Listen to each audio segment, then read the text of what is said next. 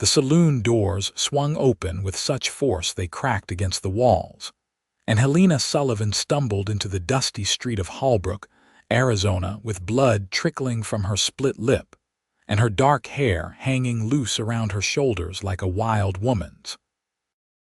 Behind her, the righteous voices of the town's most upstanding citizens rang out through the afternoon heat, condemning her for what she had done, for daring to speak the truth when everyone else preferred comfortable lies.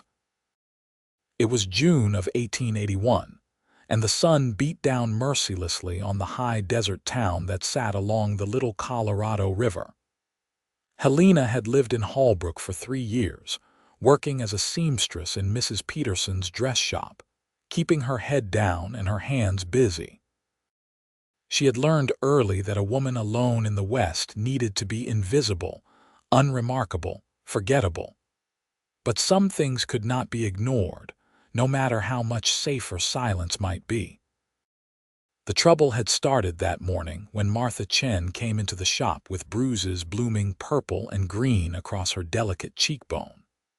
Martha was one of the few Chinese residents in Holbrook, having come to work in her uncle's laundry after her husband died building the railroad.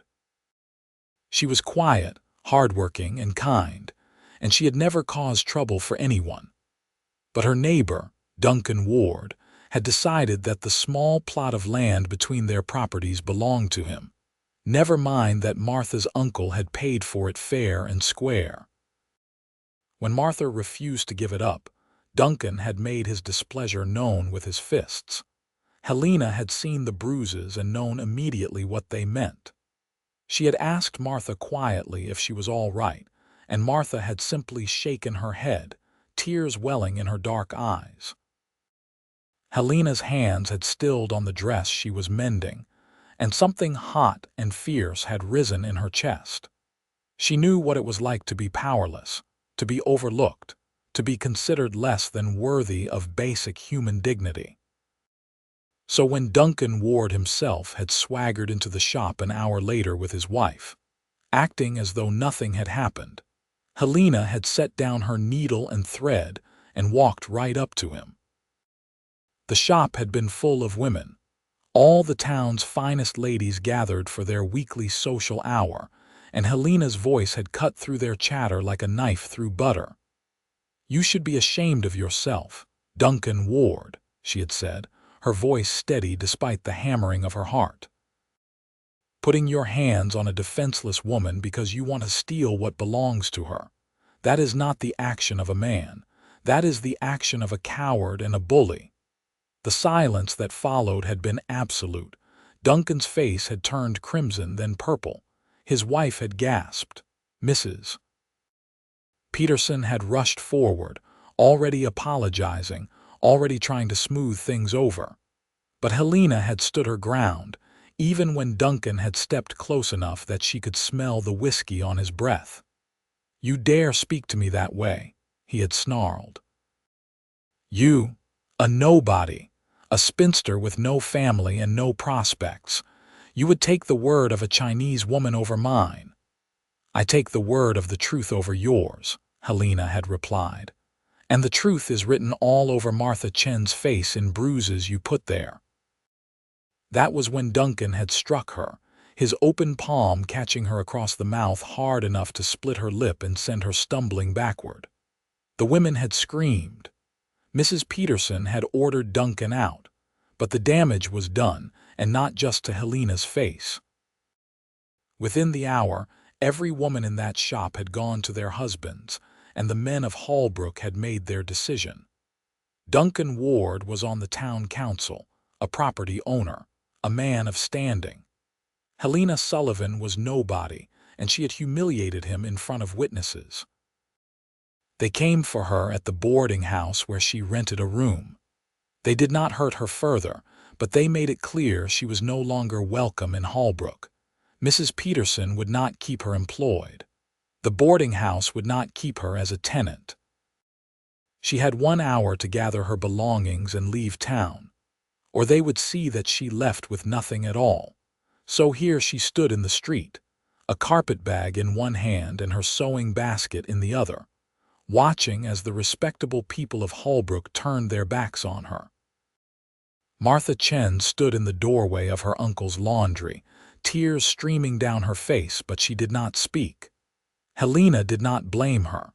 Martha had already suffered enough. Helena started walking. She did not know where she was going, only that she had to move. The Arizona sun was brutal, and she had no horse, no wagon, barely enough money for a stage ticket even if the stage would take her. She walked west, following the wagon ruts that led out of town, and tried not to think about what would happen when night fell and she was still alone in the high desert. She had gone perhaps 2 miles when she heard the sound of hoofbeats behind her. For a moment, fear gripped her heart. Had Duncan sent men after her? Had the town decided that running her out was not enough? She turned, shading her eyes against the sun, and saw a single rider approaching at an easy lope. As he drew closer, Helena could make out details.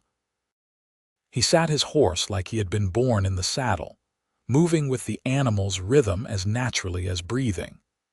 He wore a battered brown hat, dusty leather chaps over worn denim pants, and a faded blue shirt with the sleeves rolled up over tanned forearms.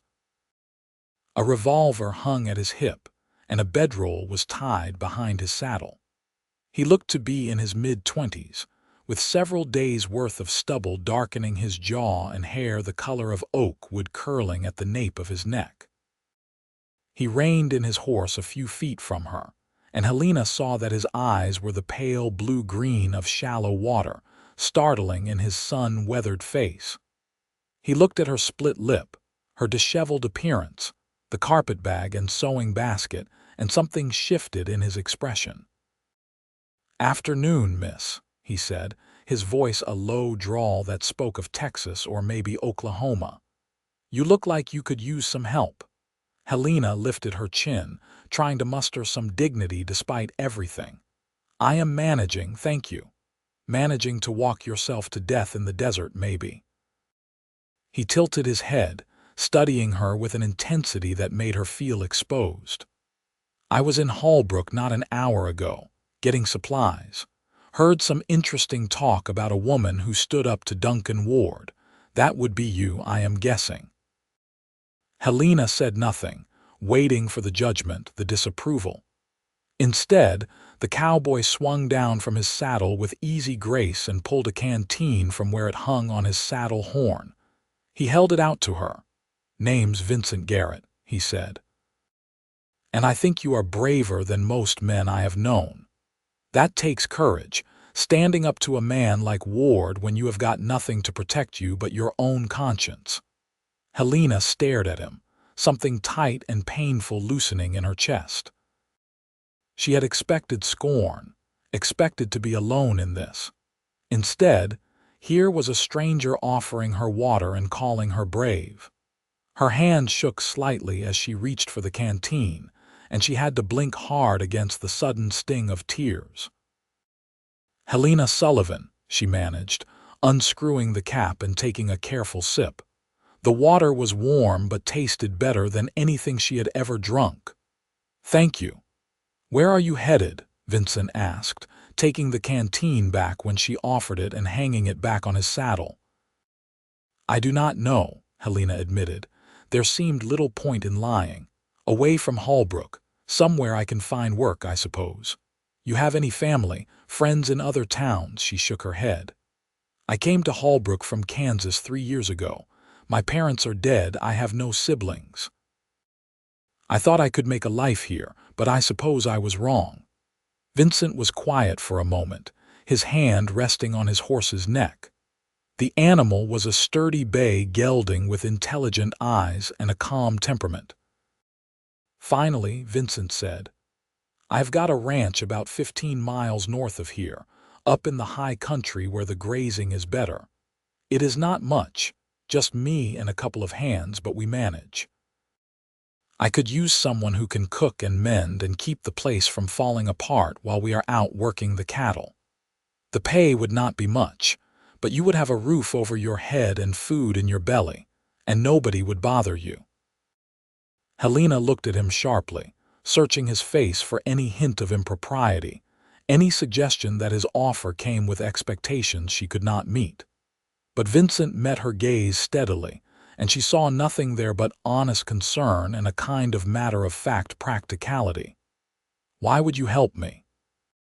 she asked. "You do not know me." "I know enough," Vincent said simply. "I know you stood up for someone who could not stand up for herself. I know you paid a heavy price for doing what was right. That tells me what kind of person you are, Miss Sullivan. And the world does not have so many good people in it that I can afford to ride past one in need." Helena felt her throat tighten. She was exhausted, frightened, and alone, and here was this stranger offering her a lifeline with no strings attached. It could be a trap, she supposed. But something in her gut told her that Vincent Garrett was exactly what he appeared to be, a decent man doing a decent thing. "I accept," she said, "and thank you. You have no idea what this means to me." Vincent's mouth quirked in a small smile. "I think I have got some idea. Come on, let us get you out of this sun. You can ride with me, and we will make the ranch by nightfall." He took her carpetbag and secured it behind his saddle with quick, efficient movements, then held out his hand to help her up. Helena set her sewing basket on top of the carpetbag and took his hand, feeling the calluses that spoke of hard work and the strength that lifted her easily onto the horse behind the saddle. She hesitated for just a moment, then wrapped her arms around Vincent's waist, holding on as he swung up in front of her, and urged the gelding into a steady walk. They rode in silence for a while, heading north away from the main road and into the rolling hills that rose toward the higher elevations. The landscape was beautiful in a stark, unforgiving way, all red rock and pale dust and scattered juniper trees. Helena had never been this far from town, and she found herself grateful for Vincent's solid presence in front of her, for the warmth of the horse beneath them, and the knowledge that she was not alone. After an hour or so, Vincent spoke without turning his head. "You said you are a seamstress." "What else can you do?" "I can cook, though nothing fancy," Helena said. "I can clean, do laundry, tend a garden if you have one. I can read and write and do figures. I am good with my hands generally. Why do you ask?" "Just trying to figure out what needs doing and what you might be best suited for," Vincent said. "The ranch is pretty rough. I built the main house myself 3 years ago, and it is solid enough, but it is not what you would call refined. The 2 hands I have got are good men, but they live rough. They have got a bunkhouse, and you would have a room in the main house, so you would have your privacy. But I want you to know what you are walking into." "I am not afraid of hard work," Helena said firmly, "and I am not afraid of rough living. I am more afraid of dying in the desert or starving in some town where nobody will hire me because word has spread about what I did in Holbrook." "That is fair," Vincent allowed. "And for what it is worth, I think Duncan Ward is a piece of work who has gotten away with too much for too long. Somebody should have called him out years ago. You know him. I know of him.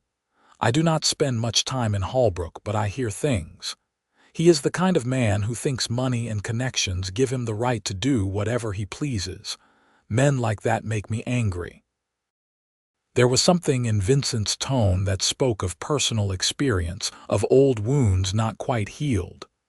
Helena wanted to ask, but she held her tongue. They had only just met, and she was already in his debt. She would not pry into his past. They rode on, and gradually the landscape began to change. The elevation increased, and with it came more vegetation, ponderosa pines mixing with the juniper, and patches of grass that looked almost lush compared to the desert below. The air was cooler here, easier to breathe, and Helena found herself relaxing slightly, the tension of the day beginning to drain from her shoulders.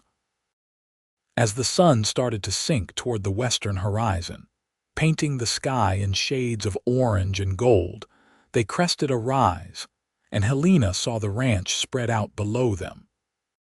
It was modest, as Vincent had said, a sturdy log house with a covered porch, a barn, a corral with several horses, and a smaller building that must be the bunkhouse.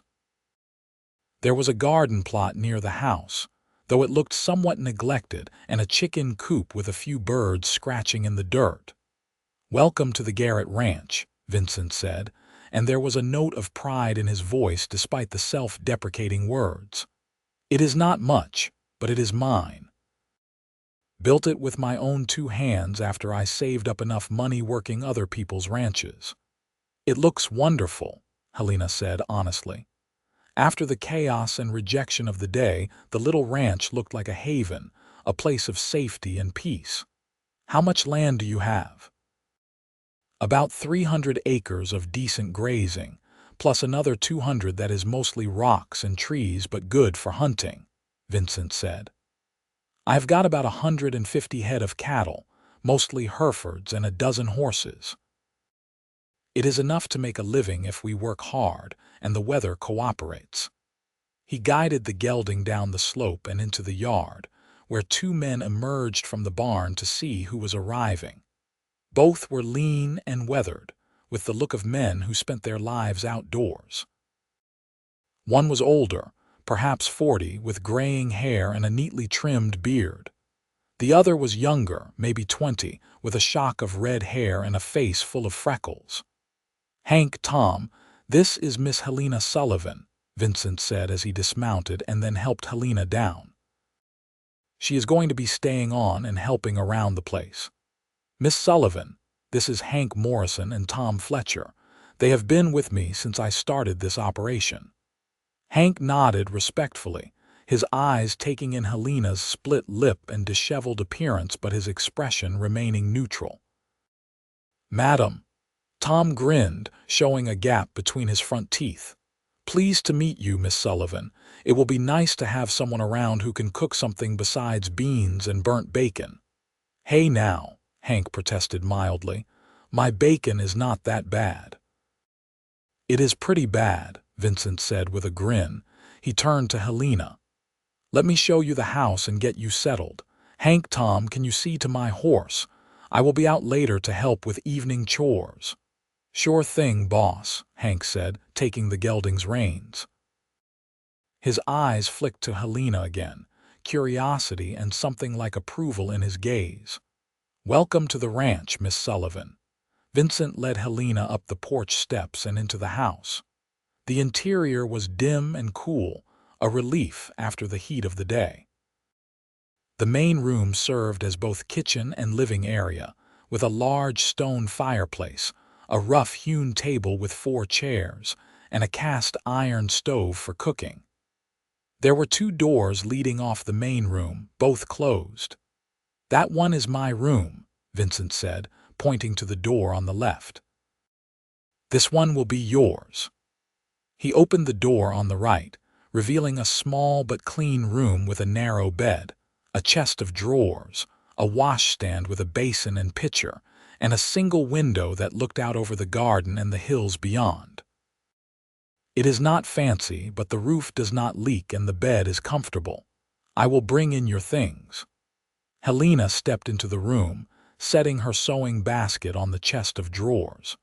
The space was sparse, but it was hers, and that was more than she had expected to have by the end of this day. She turned to find Vincent watching her from the doorway, her carpet bag in his hand. "This is more than generous, Mr. Garrett," she said softly. "I do not know how to thank you."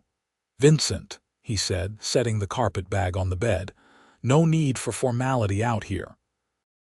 And you can thank me by making sure we do not all die of food poisoning or end up wearing shirts with no buttons." His tone was light, teasing, and Helena found herself smiling despite everything. "I think I can manage that," she said. "Good." Vincent hesitated, then said, "Look, I know this has been a rough day for you. If you want to rest, that is fine. There is water in the pitcher and I can bring you something to eat later. Or if you would rather get started settling in, that is fine too. No pressure either way. Helena considered. Part of her wanted nothing more than to curl up on the bed and let the events of the day wash over her in private. But a larger part of her knew that if she stopped moving, stopped doing, she would break down completely. Better to keep busy, to make herself useful, to earn her place here before she had time to think too much. I would like to start earning my keep, if that is all right, she said. Maybe I could start supper, if you show me where things are. Vincent nodded, something like respect in his eyes. All right then, let me give you the tour. The tour did not take long. The pantry was reasonably well stocked with basics: flour, beans, salt pork, canned goods, potatoes, onions. There was a spring house out back where they kept milk and butter cool, and the chickens provided eggs. The garden had tomatoes, squash, and peppers, though it clearly needed attention. Vincent explained that they usually ate simple fare, and Helena got the impression that simple was a generous description. She set to work with a will, finding a sense of calm in the familiar tasks. She made biscuits from scratch, fried salt pork and eggs, and heated a can of beans with onions and a bit of precious sugar to cut the bitterness. It was plain food, but it was hot and plentiful, and when Vincent called the men in for supper, the looks on their faces suggested they were more than satisfied. They ate at the big table, Helena sitting somewhat awkwardly with the three men. She was used to eating alone in her boarding house room, and this felt almost like having a family, though she barely knew these people. The men were polite, careful not to stare at her split lip, and the conversation was easy and mostly about ranch business. There was a section of fence that needed mending, a couple of cows that had wandered into a canyon and needed to be rounded up, plans for the fall roundup. After supper, Helena insisted on cleaning up, waving away offers of help. The men went back outside to finish evening chores, and she was left alone in the quiet kitchen, washing dishes in water heated on the stove and trying to process everything that had happened. This morning she had woken in her familiar room in Holbrook, with a job and a place in the community, however tenuous. Now she was here in a stranger's house, starting over from nothing. But as she dried the last dish and looked around the tidy kitchen, Helena felt something she had not expected: hope. Vincent Garrett had called her brave. He had offered her a place when everyone else had turned their backs. And while she did not know what the future held, she knew that she was not alone anymore. She was sitting on the porch watching the stars come out when Vincent returned from the barn. He climbed the steps and leaned against the porch railing, looking out at the darkening landscape. "Getting settled all right?" he asked. "Yes, thank you. The room is perfect." Helena paused, then said, "Vincent, why did you really do this? Help me, I mean. You could have just ridden past." Vincent was quiet for a long moment, and Helena thought perhaps he would not answer. Then he said, "My mother was a lot like you. Strong, principled, not afraid to speak up when she saw something wrong. When I was 12, my father died in a ranching accident, and she tried to keep the place going by herself. But the other ranchers in the area decided a woman had no business running cattle.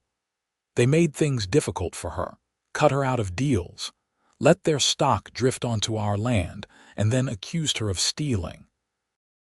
Eventually, she lost everything, and we had to move to town where she took in laundry and sewing to keep us fed." His voice was matter of fact, but Helena heard the old anger and pain beneath the words. "She worked herself to death by the time I was 18. And I swore that, if I ever had the chance to help someone in a similar situation, someone who was being pushed around by people with more power, I would do it. So when I heard what you did, what you paid for doing the right thing, I knew I had to offer help if I could." Helena felt tears prick her eyes. I am sorry about your mother, me too, but she taught me to do right, and that is worth something. Vincent straightened, pushing away from the railing. Anyway, I am glad you are here. I think it is going to work out fine. Get some rest, Helena. Tomorrow is a new day. He went inside, and Helena sat for a while longer, listening to the night sounds of the ranch, the distant lowing of cattle and the chirp of crickets. The stars were brilliant here, away from town lights, a vast sweep of silver across the black sky. She thought about Martha Chen and hoped she would be all right. She thought about her own uncertain future and found that she was not as frightened as she had been. And she thought about Vincent Garrett, the cowboy who had called her brave, and felt a small, warm glow in her chest that had nothing to do with gratitude and everything to do with the way he looked at her like she mattered. The days that followed fell into a rhythm that was both strange and comforting. Helena woke each morning before dawn and started breakfast for the men. Flapjacks or biscuits, eggs and bacon, strong coffee that could strip paint. The men ate quickly and headed out to work, and Helena spent her days cleaning, mending, tending the neglected garden and preparing meals. It was hard work, but it was satisfying in a way her job at the dress shop had never been. Here, she could see the direct results of her labor, could take pride in a well-made meal or a neatly mended shirt. Vincent was a good employer, fair and respectful. He never made her feel like a servant, always thanked her for meals and asked her opinion on household matters. Hank and Tom were equally respectful, treating her like a valued member of the ranch rather than just the hired help. Slowly, Helena began to relax, to feel like maybe she belonged here. She also began to notice things about Vincent. The way he was unfailingly patient with his horses, talking to them in a low, soothing voice as he worked. The way he never asked his men to do anything he would not do himself, often taking the hardest or most dangerous jobs. The way he sometimes stood on the porch in the evening, looking out at his land with an expression of deep contentment mixed with determination. He was a man who had worked hard for what he had, and he valued it accordingly. 2 weeks after Helena arrived, Vincent came in from the range with a gash on his arm from a run-in with barbed wire. It was not deep, but it was bleeding steadily, and Helena immediately took charge, boiling water and tearing clean cloth for bandages. She cleaned the wound carefully, ignoring Vincent's stoic silence, and wrapped it tightly. "You need to be more careful," she scolded, tying off the bandage with perhaps more force than necessary. "Infections are no joke out here."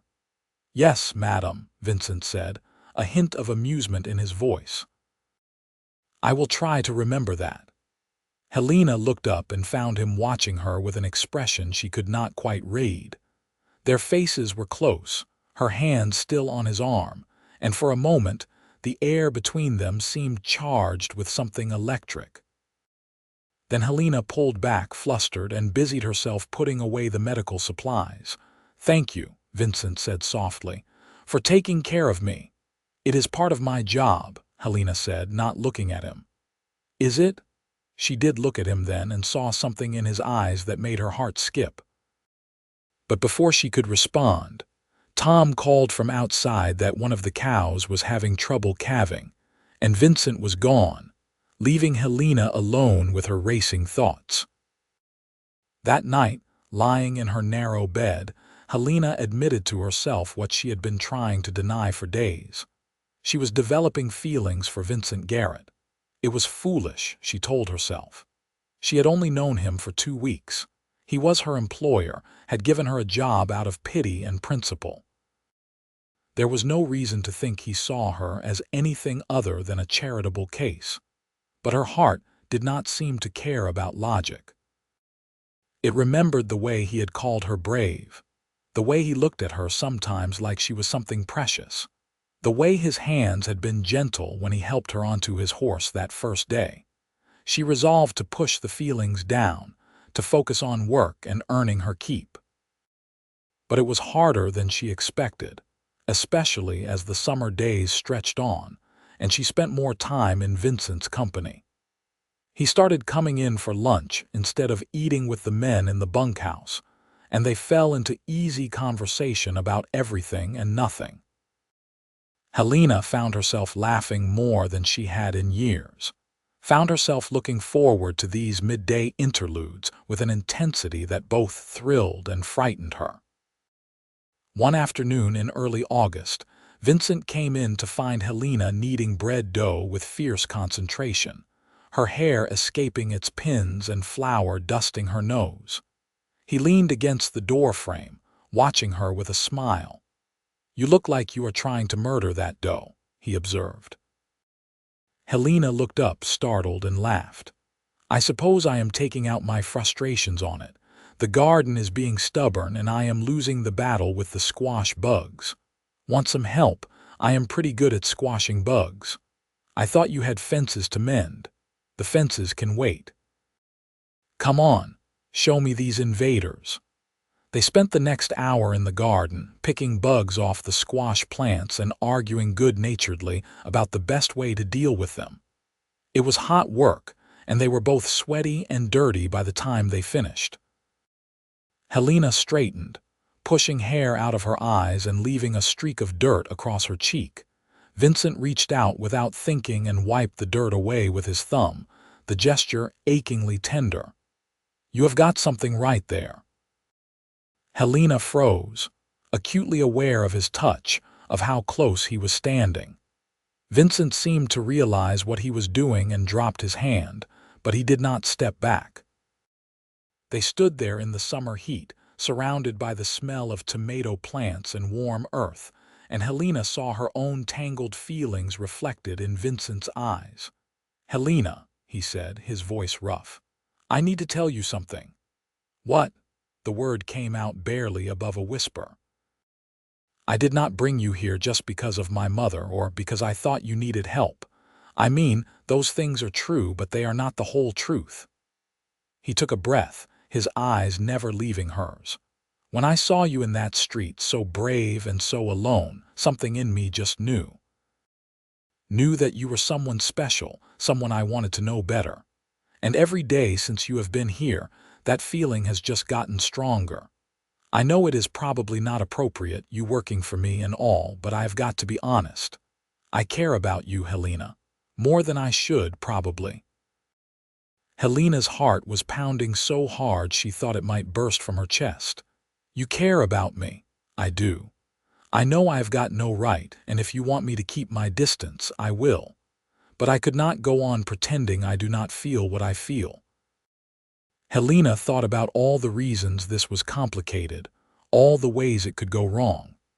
But she also thought about how safe she felt here, how valued, how alive. She thought about Vincent's kindness and his strength, about the way he made her laugh and the way he looked at her like she mattered. "I care about you too," she said, the words tumbling out in a rush. "I have been trying not to because I did not want to presume, did not want to make things awkward, but I cannot help how I feel." The smile that broke across Vincent's face was like sunrise, bright and transforming. "Really? Really?" He reached for her hand, his fingers tangling with hers, and the simple touch sent warmth flooding through her entire body. "So what do we do now?" "I suppose we figure it out as we go," Helena said, smiling up at him. "I am not going anywhere, Vincent, not unless you want me to." "I do not want you to. I want you to stay for as long as you will have me." They stood there holding hands in the garden, and Helena felt something fundamental shift in her world. For so long she had been alone, drifting, without anchor or purpose. But here, now, with this good man looking at her like she was his whole world, she felt like she had finally come home. Their courtship, if it could be called that, was gentle and unhurried. Vincent did not push, did not demand anything she was not ready to give. They talked for hours on the porch in the evenings, sharing stories from their pasts, dreams for the future. He told her about growing up poor, about watching his mother struggle and vowing to make something of himself. She told him about her own childhood in Kansas, about losing her parents to influenza, and coming west with nothing but hope and determination. They worked side by side in the garden, their fingers brushing as they harvested vegetables. They rode out together on Sundays to check on the cattle, Helena riding the gentle mare Vincent kept for trips to town, learning to sit a horse properly and reveling in the freedom of the open range. Vincent was a patient teacher, never mocking her inexperience, always encouraging. Hank and Tom noticed the change in their relationship, of course, but neither man said anything beyond the occasional knowing smile. Helena got the impression they approved, that they liked seeing their boss happy. As summer turned toward fall, the work on the ranch intensified. There was hay to cut and store, preparations for the roundup, repairs to make before winter came. Helena threw herself into the work, canning vegetables from the garden, smoking meat, making sure the house was as weatherproof as possible. She felt a fierce pride in these preparations, in caring for this place and these people who had become so important to her. One evening in late September, as they sat on the porch watching the sunset paint the sky in shades of rose and gold, Vincent took Helena's hand and held it gently. "I have been thinking," he said, "about the future, about what I want." "And what do you want?" Helena asked, her pulse quickening. "I want you," he said simply. "Not just as someone who works here, but as my partner, my wife, if you will have me. I know it has not been that long, and I know we are still getting to know each other. But Helena, I have never been more sure of anything in my life. You are the bravest, strongest, most beautiful woman I have ever known, and I love you. I want to build a life with you, here on this ranch, raising cattle and maybe someday a family. What do you say?" Tears spilled down Helena's cheeks, but she was smiling. "I say yes. Yes, Vincent, I will marry you. I love you too, so much it scares me sometimes." Vincent pulled her into his arms, holding her close, and Helena breathed in the scent of him, leather and horse and sun-warmed skin. When he tilted her face up and kissed her, it was gentle and sweet and full of promise. Helena had been kissed before by a boy back in Kansas who had not meant anything to her, but this was different. This was everything. They decided to marry quickly, not wanting to wait. The nearest minister was in Holbrook, which presented a problem given that Helena had been run out of town. But Vincent was not about to let that stop him. "We will go together," he said firmly. "Anyone who has a problem with you will have a problem with me, and we will make it clear that you are not alone anymore, that you have a family now." So on a crisp October morning, they rode into Holbrook together, along with Hank and Tom, who insisted on coming along for moral support. Helena wore her best dress, a deep blue cotton she had made herself, and Vincent wore his cleanest shirt and had trimmed his beard. They made a striking couple, and they both knew it. The town reacted to their arrival with shock and no small amount of gossip. People stared openly as they rode down the main street to the small church at the edge of town. Helena held her head high, refusing to show any of the nervousness churning in her stomach. Vincent's solid presence beside her gave her strength. The minister, Reverend Blackwell, was a decent man who had always been kind to Helena. He agreed to perform the ceremony immediately, his eyes crinkling with approval as he took in the couple before him. They were married in the empty church with only Hank and Tom as witnesses, the words of the ceremony echoing in the quiet space. When Reverend Blackwell pronounced them man and wife and Vincent kissed her, Helena felt a joy so profound it almost hurt. This man had saved her, had believed in her when no one else would, and now he was promising to stand by her side for the rest of their lives. It was more than she had ever dared to hope for. As they emerged from the church, they found a small crowd had gathered outside. Duncan Ward was there, his face mottled with anger. Mrs. Peterson stood with several other women from the dress shop, looking uncomfortable. And to Helena's surprise, Martha Chen was there too, standing with her uncle, her face anxious but hopeful. "You have got a lot of nerve coming back here," Duncan spat, glaring at Helena. "I thought we made it clear you were not welcome." Vincent stepped forward, placing himself slightly in front of Helena. "She is my wife now," he said, his voice calm but edged with steel. "And she has every right to be here. What she did was stand up for what was right, and if you have got a problem with that, you have got a problem with me." Duncan's eyes flicked to the revolver at Vincent's hip, and something in his expression shifted. Vincent was not a gunfighter, but he was clearly capable of defending himself and his wife, and Duncan was at heart a coward who only picked on those weaker than himself. "This is not over," Duncan muttered, but he was already backing away. "I think it is," Vincent said. He looked around at the gathered crowd. "My wife and I are going to live our lives peacefully on our ranch, and we are not going to cause trouble for anyone. But neither are we going to stand by and watch people be mistreated. If that is a problem for this town, then you can do without our business." There was a murmur in the crowd, and Helena saw some faces showing approval, others uncertainty. Mrs. Peterson stepped forward, wringing her hands. "Helena, I am sorry," she said quietly. "I should have stood by you. I should have defended you when Duncan struck you. I was a coward, and I hope you can forgive me." Helena looked at the older woman, seeing genuine remorse in her eyes. "I forgive you," she said. "It is not easy to stand up to men like Duncan when you have a business to protect and a reputation to maintain, but thank you for saying so." Martha Chen came forward then, tears streaming down her face. "Thank you," she whispered. "Thank you for what you did. I will never forget it."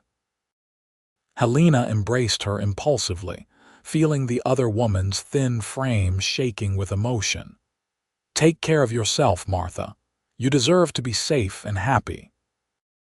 They left Holbrook soon after, riding back to the ranch with Hank and Tom trailing behind at a discreet distance to give the newlyweds privacy. Vincent reached over and took Helena's hand as they rode, their horses walking side by side. "That went better than I expected," he said. "You were wonderful," Helena said, "so strong and sure. Thank you for standing up for me." "Always," Vincent said. "That is what marriage means, does it not? Standing together no matter what." Back at the ranch, Hank and Tom had prepared a surprise. They had strung lanterns around the porch and cooked a celebratory dinner of roasted chicken and all the fixings. It was a simple gesture, but it moved Helena deeply.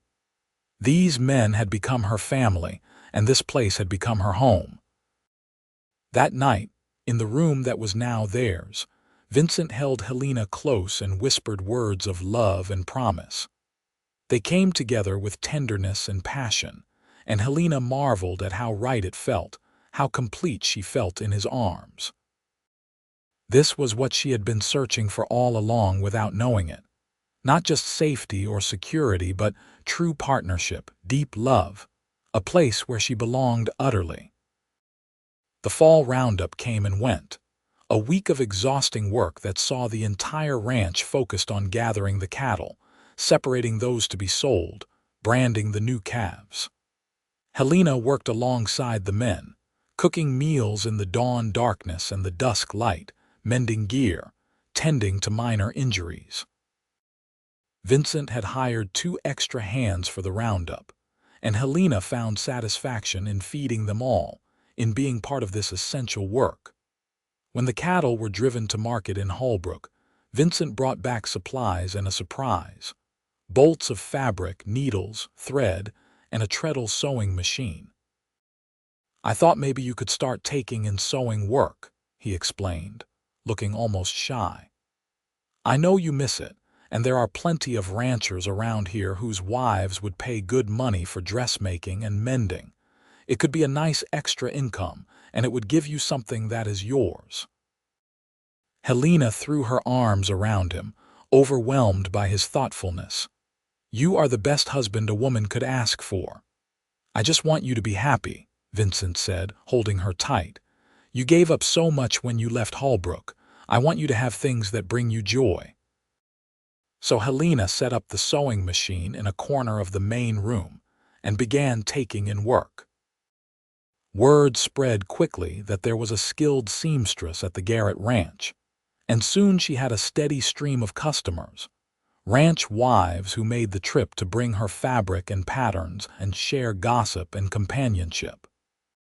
Helena found she loved this work, the creativity and precision of it, and she loved even more that Vincent supported her in having something that was hers alone.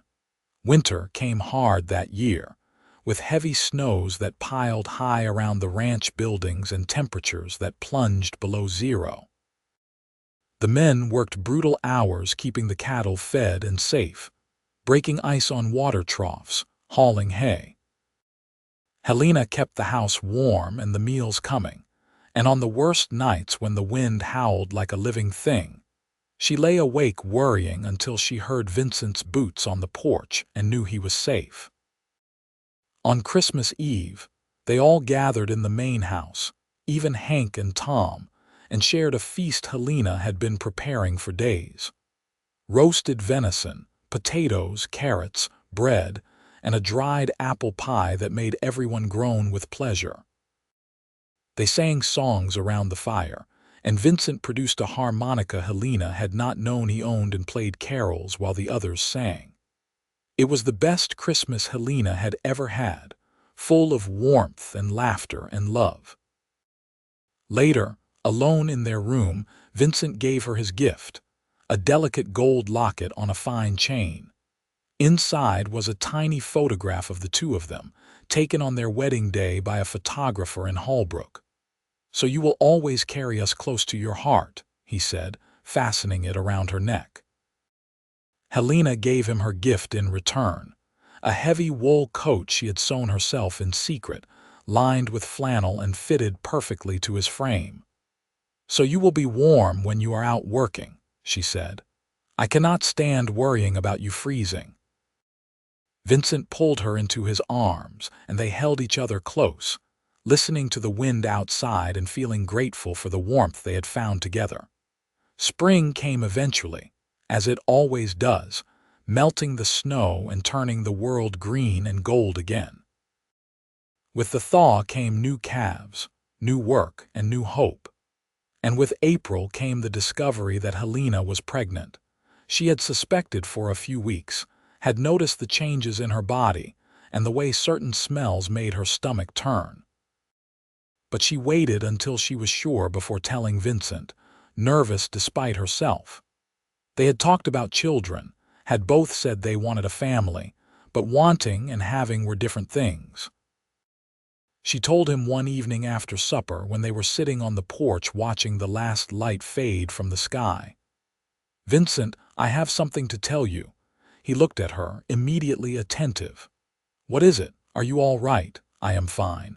Better than fine, actually." She took his hand and placed it on her still flat stomach. "We are going to have a baby. Sometime in the fall, I think." The expression on Vincent's face went through a dozen transformations in as many seconds. Shock, joy, wonder, fear, and finally settling on a kind of awed happiness that made Helena's eyes fill with tears. "A baby," he breathed. "We are going to have a baby." "Helena, that is the best news I have ever heard." He pulled her into his arms, holding her carefully like she might break. "I am going to be a father. I am going to do it right, do it better than my father got the chance to. I swear I am going to take care of you both, protect you, love you." "I know you will," Helena whispered. "I am not worried, not with you beside me." The pregnancy progressed smoothly through the summer. Helena continued her work, though Vincent and the men insisted she take it easier, not lift heavy things, not overexert herself. She chafed at the restrictions sometimes, but understood they came from a place of love. Her body changed, swelling with the life growing inside her, and Vincent treated her with such reverent tenderness. It sometimes made her want to laugh and cry at the same time. In September, as the leaves began to turn gold in the high country, Helena's time came. Vincent rode hard for the doctor in Holbrook, a new man who had taken over the practice that summer and had no history with Helena or Duncan Ward. The labor was long and hard, and there were moments when Helena wondered if she would survive it. But Vincent held her hand through it all, never leaving her side, whispering encouragement and love. When the baby finally came in the gray light of dawn, it was a boy, perfect and red-faced and loud. Vincent cut the cord with shaking hands and then cradled his son with a look of such profound love that Helena felt her heart might burst. "What should we name him?" she asked, exhausted but happy. Vincent looked down at the tiny face, at the baby's squinting eyes and miniature fingers. "Henry," he said, "after my father. He died too young to see me grown, but I want his name to live on." "Henry Garrett," Helena said, testing the name. "I love it." Little Henry was a good baby, healthy and strong-lunged, and he brought a new dimension of joy to the ranch. Hank and Tom were absurdly proud to be honorary uncles, taking turns holding the baby with surprising gentleness for men with such rough hands. The ranch wives who came for sewing work cooed over Henry and brought gifts: tiny clothes, blankets, a carved wooden rattle. But it was watching Vincent with his son that truly filled Helena's heart.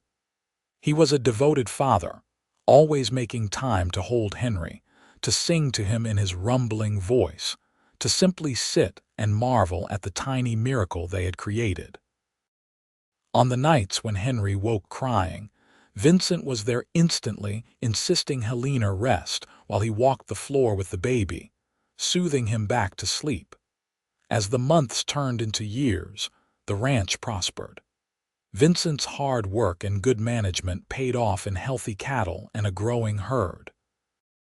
Helena's sewing business brought in a steady income, and they were able to save money, to make improvements to the ranch, to hire an additional hand to help with the increasing workload. Henry grew from a baby into a sturdy toddler, then a bright-eyed boy who followed his father everywhere, trying to help with chores and pestering everyone with questions. He had Vincent's eyes and Helena's dark hair, and his laughter was the sweetest sound either parent had ever heard. When Henry was 3, Helena discovered she was pregnant again. This time, she was less nervous, more confident in her body's ability to do what needed doing. Vincent was overjoyed at the prospect of another child, though he worried about Helena going through labor again. "I will be fine," she assured him. "Women have been doing this since the beginning of time. Besides, now I know what to expect." The second labor was indeed easier, and in the spring of 1885 they welcomed a daughter into the world. She had Vincent's pale eyes and a head full of fine blonde hair, and they named her Rose after Helena's mother. Life settled into a beautiful rhythm. The ranch continued to thrive, becoming known throughout the territory for quality cattle and fair dealing. Vincent's reputation grew, and he was eventually asked to serve on the Territorial Cattlemen's Association, helping to set standards and mediate disputes. Helena was proud of the respect he had earned, of the way other men looked to him for wisdom and guidance. Her sewing business also grew, and she trained 2 young women from nearby ranches in the art of dressmaking, passing on her skills and giving them a way to earn independent income. She thought often of how she had been cast out for defending Martha Chen, and she made it a point to help other women who found themselves in difficult circumstances, offering work, advice, and sometimes just a sympathetic ear. On Sundays, the family went to the small church that had been built in the high country, a joint effort of all the ranchers in the area. Helena sang in the choir, and Vincent served on the church board. They were respected members of their community, known for their integrity and kindness. Duncan Ward eventually left Holbrook in disgrace after it came to light that he had been cheating on land deals and taxes. Helena felt no satisfaction in his downfall, only sadness that he had wasted his life being cruel and dishonest. Martha Chen continued to run the laundry with her uncle, and she and Helena exchanged letters regularly, maintaining the friendship that had begun in such difficult circumstances. Henry grew into a responsible young man, serious and hardworking like his father, but with a gentler temperament. He loved the ranch and the cattle, and it was clear from an early age that he would follow in Vincent's footsteps. Rose was more spirited, with a quick mind and an independent streak that reminded everyone of her mother. She learned to ride almost before she could walk and declared at age 5 that she was going to be a rancher too, not a rancher's wife. "Thank you very much." "She gets that from you," Vincent told Helena one evening, watching Rose chase chickens around the yard while demanding they obey her commands. "I have no idea what you mean," Helena said innocently. "I am very obedient and compliant." Vincent laughed and pulled her close. "You are the bravest, most stubborn woman I know, and I would not have you any other way." In 1890, when Helena was 32 and Vincent was 34, they celebrated their 9th anniversary with a party at the ranch. All their neighbors came, along with Hank and Tom, who were still with them, gray-haired now but still capable. The children ran wild with the other ranch kids, and the adults danced to fiddle music under strings of lanterns. As Helena and Vincent swayed together in the warm summer night, she reflected on how far they had come from that dusty road outside Holbrook.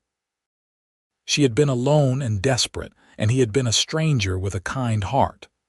Now they had built a life together, a family, a legacy. They had faced hard times and good, had weathered droughts and harsh winters, had celebrated births and mourned losses. Through it all, they had stood together, just as Vincent had promised on their wedding day. "What are you thinking about?" Vincent asked, his hand warm on her back. "I am thinking about how lucky I am," Helena said. "How a terrible day turned into the best thing that ever happened to me. If I had not been cast out of Holbrook, I never would have met you." "I would have found you eventually," Vincent said with certainty. "I truly believe we were meant to find each other one way or another. You told me I was braver than most men," Helena remembered. "That day on the road." "Do you remember?" "I remember everything about that day," Vincent said. "And I still think it is true. You are the bravest person I know, Helena Garrett. You taught me what real courage looks like." "We taught each other," Helena corrected. "You showed me what it means to stand up for what is right, no matter the cost. And you showed me what real love looks like." They kissed there in the lantern light, surrounded by friends and family and the life they had built together. It was a perfect moment, one of many they had shared and would continue to share in the years to come. As the years continued to unfold, the Garrett Ranch became a cornerstone of the community. Vincent and Helena added more land, expanded the herd, and built a larger barn and additional outbuildings. They took on more hands as the operation grew, always treating their employees with the same respect and fairness Vincent had learned from his mother's struggles. Henry, as expected, proved to have a natural talent for ranching. By the time he was 16, he could rope and ride as well as any grown man, and he had a good head for the business side of things. Vincent began teaching him everything he knew, preparing him to eventually take over the ranch. Rose, true to her childhood declarations, was equally passionate about ranch life. She could work cattle, mend fences, and break horses with the best of them, much to the consternation of some of the more traditional neighbors who thought young ladies should focus on domestic pursuits. But Helena and Vincent encouraged her independence, remembering how Helena herself had been constrained by society's expectations before finding freedom in the West. In 1895, when Henry was 18 and showing interest in a sweet-natured girl from a neighboring ranch, Vincent and Helena sat on the porch as they often did in the evenings, watching the sunset paint the sky. "Hard to believe our boy is old enough to be thinking about marriage," Vincent said. "Seems like just yesterday I was teaching him to ride." "He is a good man," Helena said proudly. "You raised him well. You both are good men." Vincent took her hand, his thumb tracing over her knuckles. They were both older now, lines creasing their faces, gray threading through their hair. But the love between them had only deepened with time, growing richer and more complex with each passing year. "You ever regret it?" he asked. "The way things happened, being forced out of Holbrook, having to start over?" Helena thought about it, really considered the question. She thought about the fear and pain of that day, about the uncertainty and desperation. But she also thought about everything that had come after, the love, the family, the life they had built together. "Not for a moment," she said firmly. "If I had stayed in Holbrook, I would have spent my life keeping my head down, trying not to make waves, always being afraid. Here, with you, I learned what it means to really live. To stand up for what is right, to love deeply, to build something meaningful. How could I regret any of that?" "I love you," Vincent said simply. "I have loved you since the moment I saw you in that street, and I will love you until the day I die." "And I love you," Helena replied. "You saved me, Vincent, in every way a person can be saved." They sat in comfortable silence, watching the stars emerge one by one in the darkening sky. Somewhere in the house, Rose was practicing a piece on the piano they had bought her for her last birthday, the notes drifting out through the open windows. In the bunkhouse, they could hear the low murmur of the hands settling in for the night. The cattle lowed softly in the distance, and a coyote sang its lonely song to the rising moon. This was home. This was family. This was the life Helena had never dared to dream of when she was a frightened woman walking alone on a dusty road. And it was all thanks to a cowboy who had seen her worth when no one else would, who had called her brave and made her believe it. Years continued to pass with the steady rhythm of ranch life. Henry married his sweetheart in 1896, and they built a house on the far edge of the Garrett property, planning to raise their family there while helping run the ranch. Rose, defying everyone's expectations, decided to go east for 2 years to study at a women's college, determined to bring new ideas back to the ranch. Vincent and Helena supported both their children's choices, proud of the people they had become. In 1900, Helena turned 42 and Vincent turned 44. They were grandparents now, Henry and his wife having blessed them with 2 grandchildren, a boy and a girl. The ranch was more prosperous than ever, and Vincent had become a respected leader in territorial politics, advocating for fair treatment of small ranchers and speaking out against corporate land grabs. One day in early spring, as Helena was working in her garden, a wagon pulled into the yard. To her surprise, Martha Chen climbed down, older now but still recognizable. The 2 women embraced, both weeping with joy at the reunion. "I had to come see you," Martha said, "to thank you again for what you did all those years ago. You changed my life, Helena. After you stood up for me, others found the courage to stand up too. Duncan Ward lost his power, and things got better for a lot of people. And I wanted you to know that I never forgot, and I never will." Helena introduced Martha to her family, and Martha stayed for a week, regaling them with stories of Holbrook and catching up on 19 years of life. When she left, Helena felt a deep sense of closure. The events that had set her on this path had not been in vain. She had made a difference, had helped someone who needed it, and the ripples of that action had spread far beyond what she could have imagined.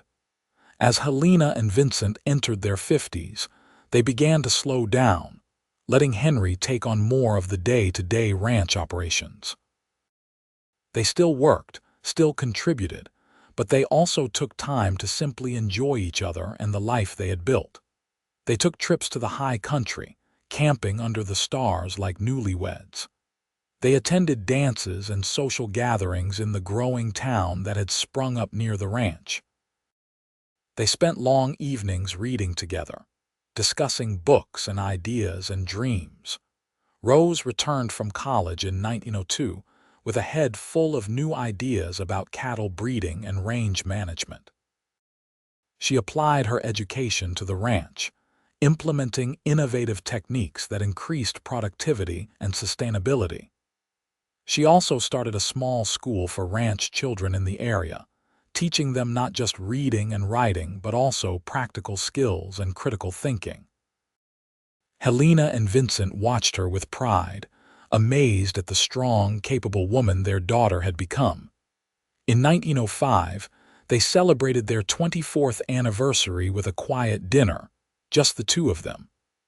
The house was peaceful, the children grown and living their own lives, though still close by. As they ate the meal Helena had prepared, Vincent reached across the table and took her hand. 24 years, he said wonderingly. It has gone so fast and so slow at the same time. I remember everything about our early days together, but it also feels like you have been part of my life forever. I know what you mean, Helena said. Sometimes I can hardly remember what my life was like before you. It is like I was not fully alive until we met. We have been blessed, Vincent said. Good children, good health, good land. But most of all, we have been blessed with each other. You are still the bravest, most beautiful woman I have ever known, Helena Garrett, and I am the luckiest man alive to call you my wife. They moved to the porch after dinner, wrapped in blankets against the cool spring evening. Helena leaned against Vincent's shoulder, feeling his steady heartbeat, breathing in his familiar scent. This was contentment, she thought. This was what it meant to have lived a good life. The years that followed were gentle ones. Vincent and Helena became elder statesmen of the ranching community, their advice sought and valued. They watched their grandchildren grow, delighted in the antics of the newest generation, passed on stories and wisdom. The ranch continued to thrive under Henry's management, with Rose contributing her own innovations and eventually marrying a teacher from the school, a man who shared her progressive ideals and her love of the land. In 1910, on a warm summer evening much like the one when they had first confessed their feelings in the garden, Vincent and Helena sat on their porch surrounded by their family. Children and grandchildren played in the yard, and the smell of dinner cooking drifted from the kitchen where Henry's wife and Rose were preparing the meal. It was Vincent's 54th birthday, and the family had gathered to celebrate. Helena looked around at all the faces she loved, at the ranch spread out before her, at the mountains rising in the distance. She thought about that terrified woman who had walked out of Holbrook alone 29 years ago, with nothing but a carpetbag and a sewing basket.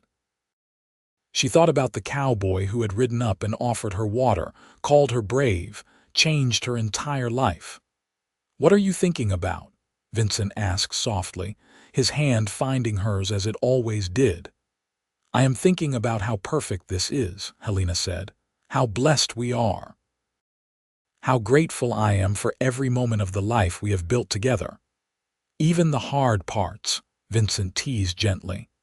"Especially the hard parts," Helena said, "because they made us who we are. They taught us what we are capable of, and they led us here to this moment surrounded by all this love." Vincent pulled her close and kissed her temple. "Here is to many more moments like this," he said, and there were many more moments, years more, decades more. They grew old together on the ranch they had built, watching their legacy expand and flourish. When Helena was 65 and Vincent was 67, they celebrated their 45th wedding anniversary with the whole family, including great-grandchildren now, a house full of love and laughter and life.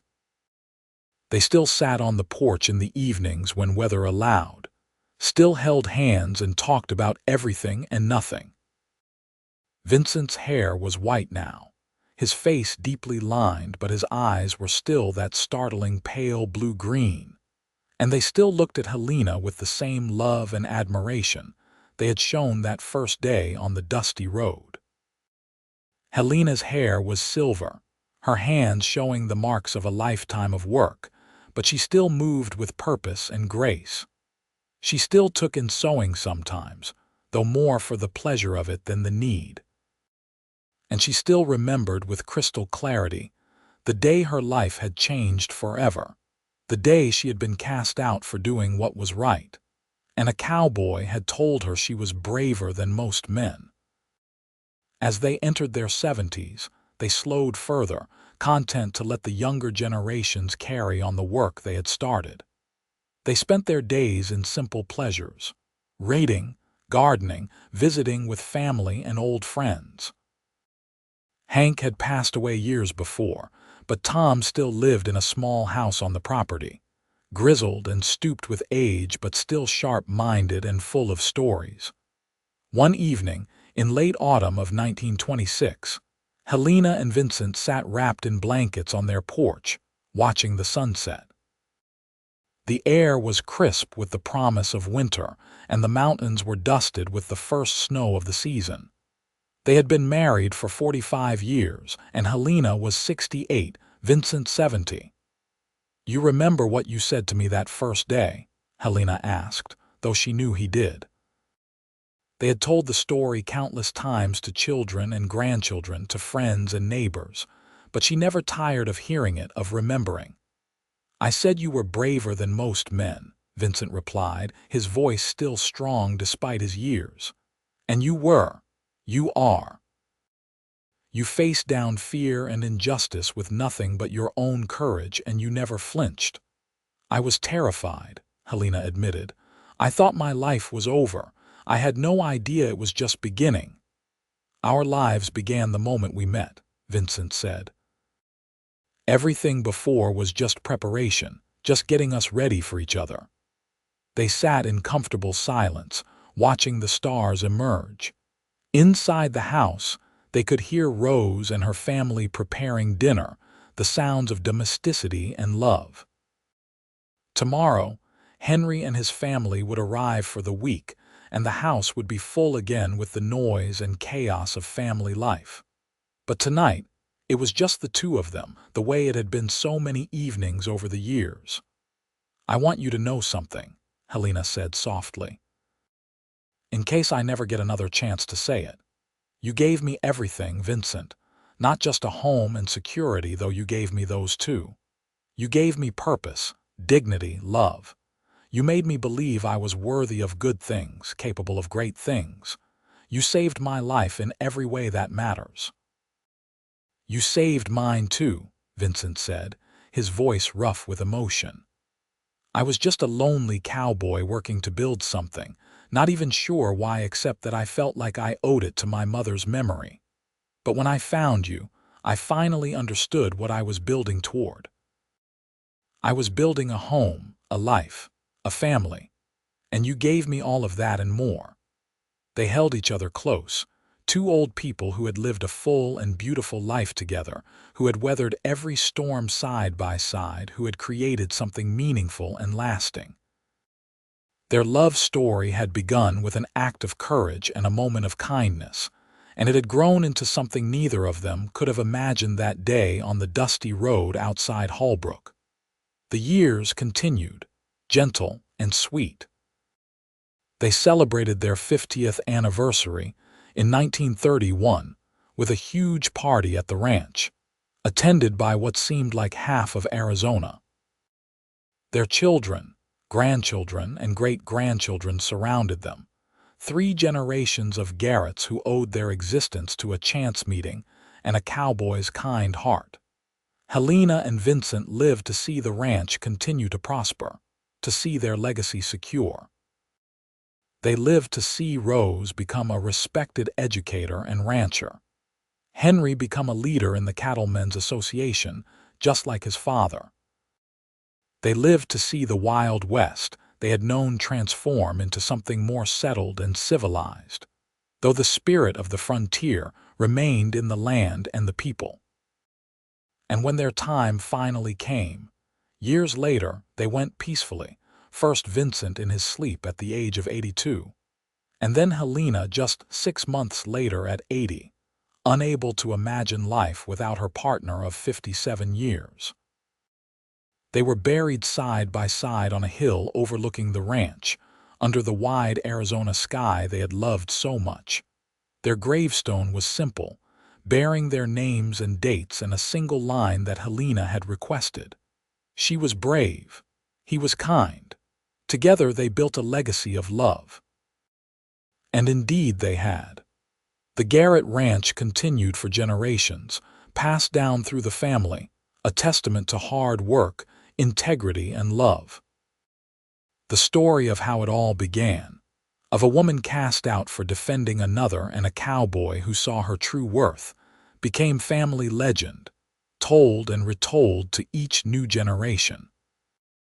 It was a reminder that courage could be found in unexpected places, that kindness could change lives, and that love, real and true and deep, could overcome any obstacle. Helena and Vincent's story became a part of the land itself, woven into the red rocks and wide skies of Arizona. A tale of the Wild West that was really a tale of the human heart at its very best. Their descendants continued to live by the values they had instilled. Stand up for what is right, treat all people with dignity and respect, work hard, love deeply, and never underestimate the power of a brave heart and a kind soul. The ranch prospered into the modern era, adapting and changing but never forgetting its roots, never forgetting the two people who had started it all with nothing but determination, courage, and love. And sometimes, on quiet evenings when the sun sets over the high country and the breeze whispers through the pines, people say you can still feel their presence, still sense the love that built this place and made it a home. Helena and Vincent Garrett had lived a remarkable life, had loved each other through all the challenges and joys that life brought, and had left behind a legacy that would endure for generations to come. It was a life well lived, a love well earned, and a story that proved that even in the hardest times, even in the wildest places, goodness and love can not only survive but thrive, creating something beautiful and lasting that echoes down through the years.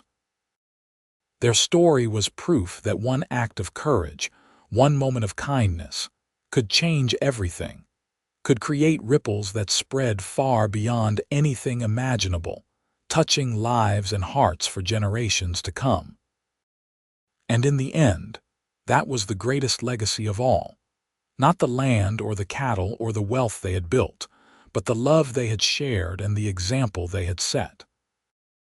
Helena and Vincent Garrett had shown that true courage is standing up for what is right even when it costs you everything, that true kindness is helping those in need without expecting anything in return, and that true love is standing by each other through every trial and triumph, building something together that is greater than either person could achieve alone. Their story lived on, a bright thread in the tapestry of the American West, a reminder that the frontier was tamed not just by guns and grit, but by compassion, integrity, and love. And anyone who visited the Garrett Ranch, who stood on that hill looking out over the land that Helena and Vincent had built together, could feel the truth of their story in the very air, could sense the love that had created this place and made it special. From a desperate beginning on a dusty road to a peaceful ending surrounded by generations of love, Helena and Vincent Garrett had lived a life that mattered, had created something that endured, had loved each other with a depth and constancy that inspired everyone who knew them. Theirs was a true Wild West love story, one for the ages, proof that even in the harshest conditions, the human spirit can soar and love can conquer all.